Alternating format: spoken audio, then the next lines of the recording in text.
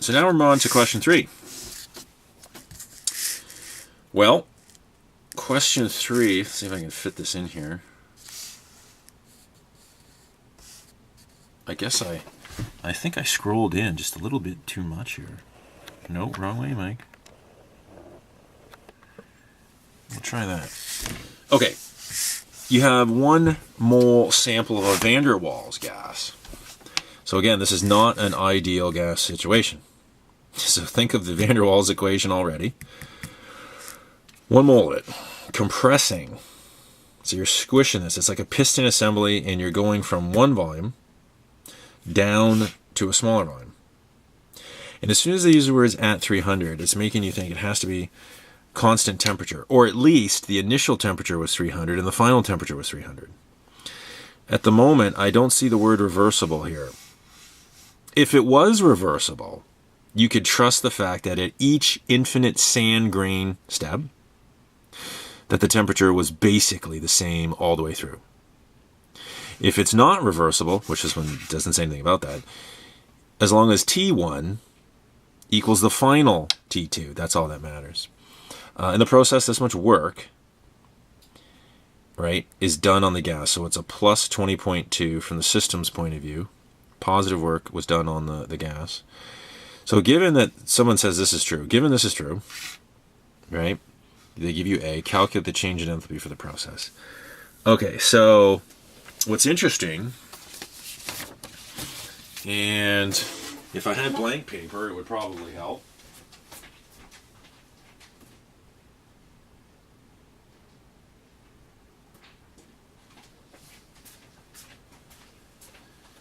Yeah, it's just me running away for blank paper. Or even better, I could just realize that there's blank paper under here. Yeah. Okay, so enthalpy. How are we going to tackle this question? Well, one of the things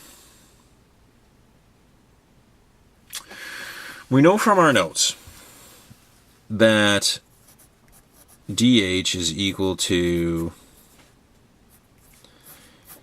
this dP, and you've got it in your notes. So let's see if I don't make a mistake doing this.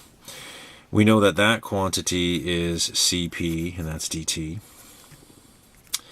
This quantity ends up being, as I recall, I'm doing this from memory, I believe it's mu T dP, but this could have been replaced with minus mu Cp dP. So one of the interesting things is in this question, it said the process takes place at 300, which means there is no change. So for this question, this term drops out because there's no change in temperature. So this is all we're left with. The change in enthalpy depends on the change in pressure thingy. We have this in our notes. So in any event, though,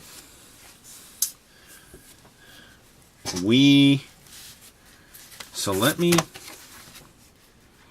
think about this for a minute. We know from our notes that this quantity is equal to that. This is just one way of doing it. So we are basically told in the question says that mu is what they're talking about right there. These notes tell us that that quantity equals that.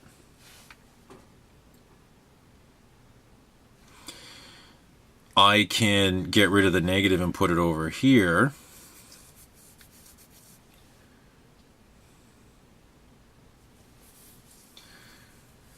So negative, and I'm going to divide by Cp. So our notes, looking right here, is equal to that quantity, which is what I wrote. I'm isolating mu by itself, so I put the negative over here and the CP over here. So R notes.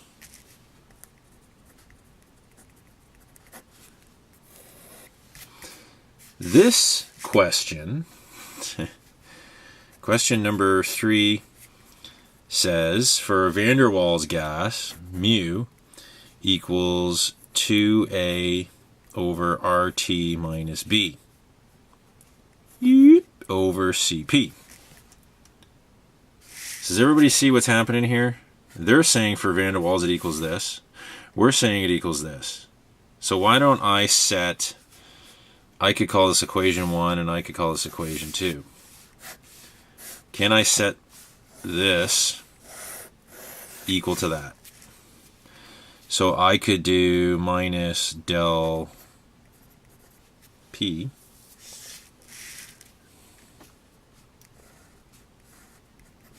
over CP equals 2A over RT minus B. That's numerator. So can I cancel those? Yes. And then you're left with, bring the negative over here, so you'd be left with, oops, sorry. Bring the negative over, so you get negative 2 plus B. Right? So, and what's interesting is, constant, constant, constant. This whole damn thing is a big, giant frickin' constant. So, isn't it true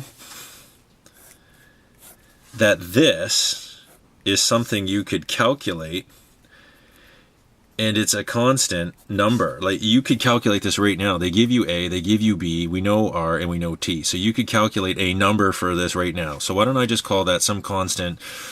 I'm going to call it constant F. So let me call this constant F. You can calculate that.